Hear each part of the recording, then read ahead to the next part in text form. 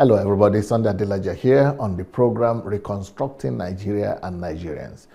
The most important thing I want to do with these programs here is to give the solution to Nigeria's problem. I want to let Nigerians know that we can solve our problems and there are answers to our problems. And we could learn from people who have gone before us. We could learn the secrets of greatness of other nations. So today I'm going to be talking about secrets of European civilization. And on the basis of that, we could also learn some of these principles and use them to build a great continent and a great nation. Now, this is not just for Nigeria. This is for every country. We could use the same principle for all African countries or for every developing country. There are principles that make nations great.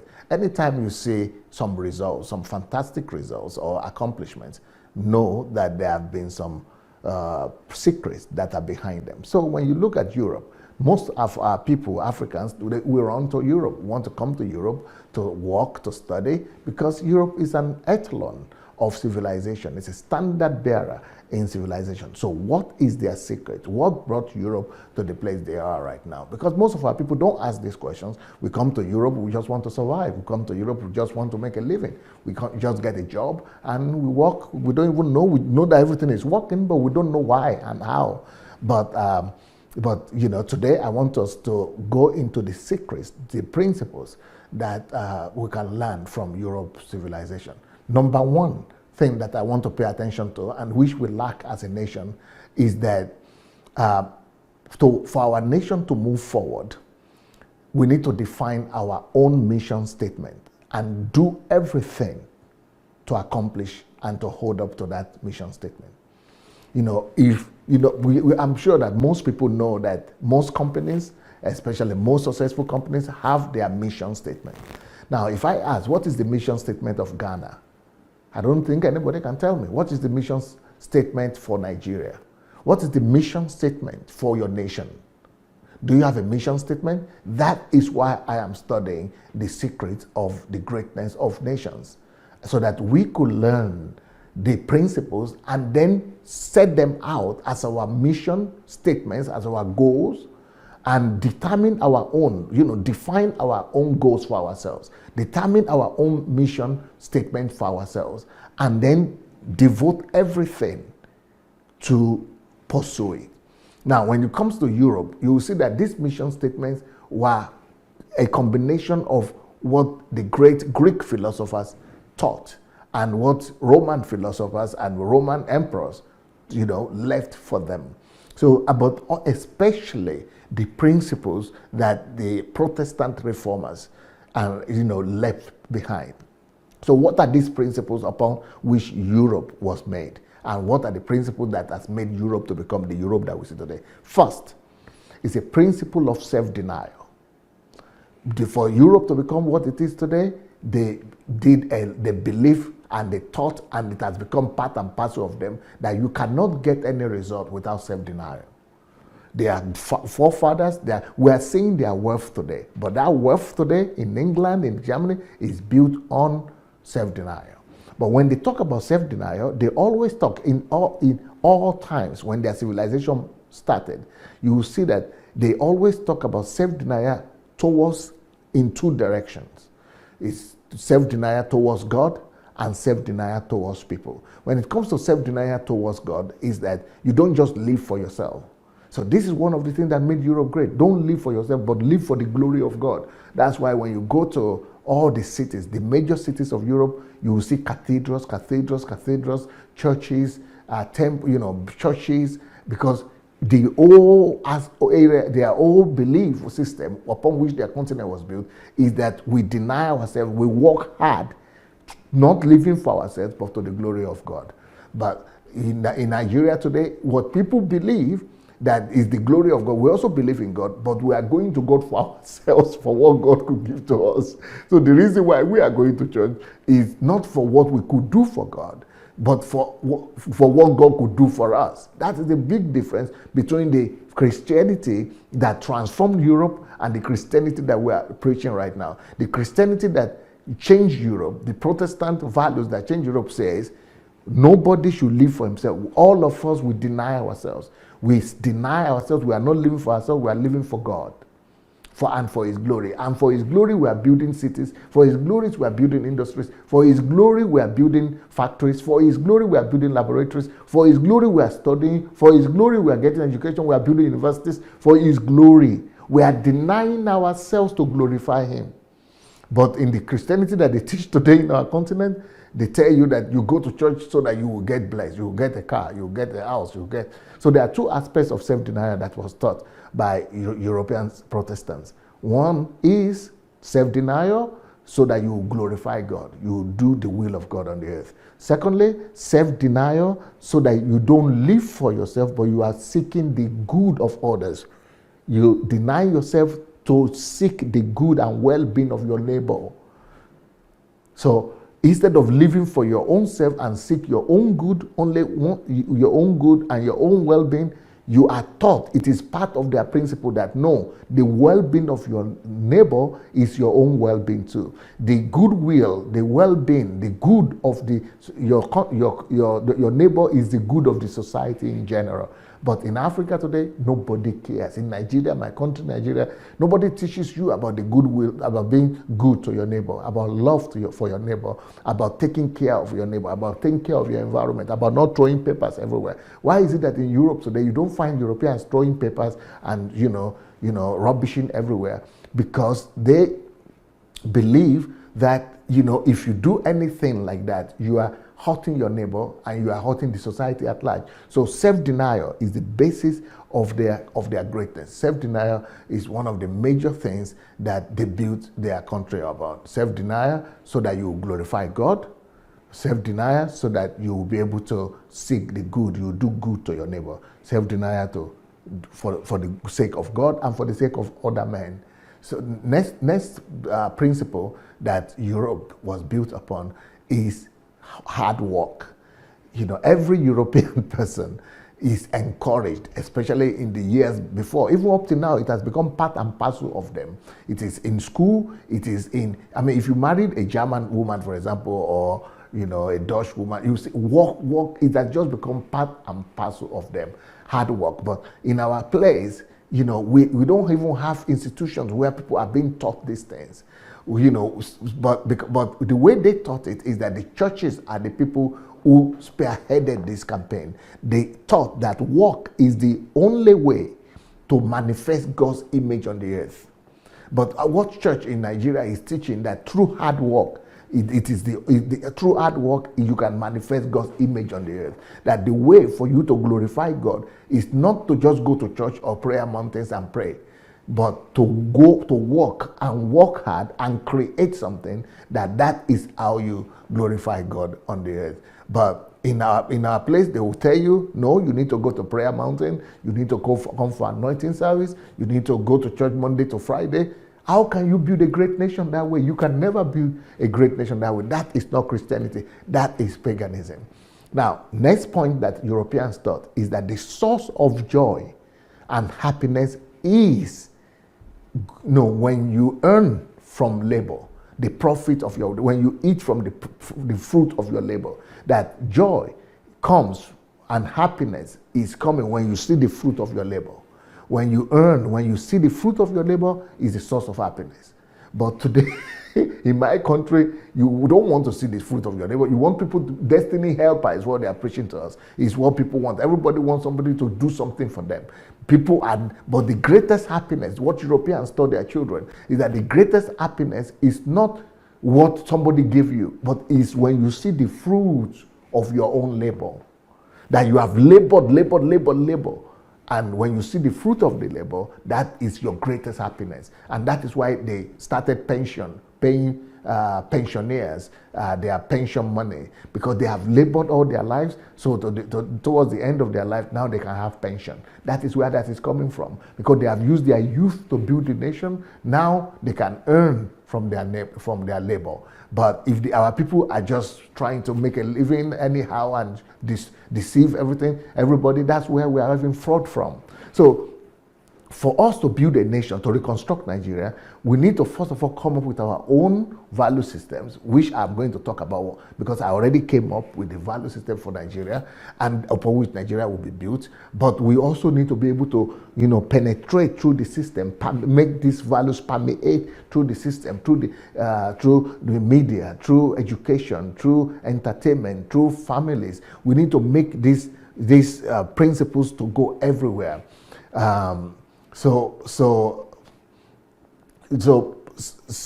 we need to, let our leadership, the leaders of our country, wake up from their slumber, because what we are talking about today in our country is, okay, somebody will build the mainland bridge, we build 2 bridges, we constructed the road we are not talking about real thing that really make people great, because it's only great people that will be able to build great nation.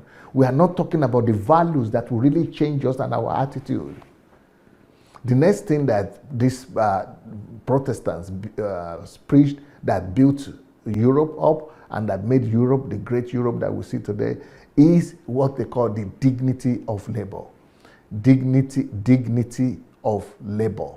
What they mean is that there is dignity in labor, that every work that you do that is worth the praise, is worth being acknowledged and being praised, that no work is a disgrace, no work is a shame, and that any work that you do is to the glory of God and to the betterment of man. As long as you are working to the glory of God, as long as you are working to make life of other people good, that you deserve to be praised, you deserve to be honored. So many a job is not a disgrace. Blue collar job is not a disgrace. That is hard work that brings dignity to man. So dignity of labor is another thing that we need to teach our people so that they will not be ashamed of it. Because today, most of our graduates are ashamed of going to work, in what they call manual job or low-paying job or blue-collar job. But in Europe, they taught their children that all work comes from God and that all jobs must be respected because they are being done unto God and for the betterment of other people. Unfortunately, our people today, they don't want to build their country. We are running to Europe, we are running to Canada, America, we are dying in Libya because we don't want to pay the price. We just want to run away and look for a white-collar job or something where we think we will not work, we will not need to suffer or work hard. But Europe that we are running to, they built their countries on these principles of hard work, self-denial. So the concept of dignity of labor is what revolutionized western part of Europe. And we can still adopt that kind of principle and it will revolutionize our country as well. But our leaders must be able to inculcate this into the subconsciousness of our people.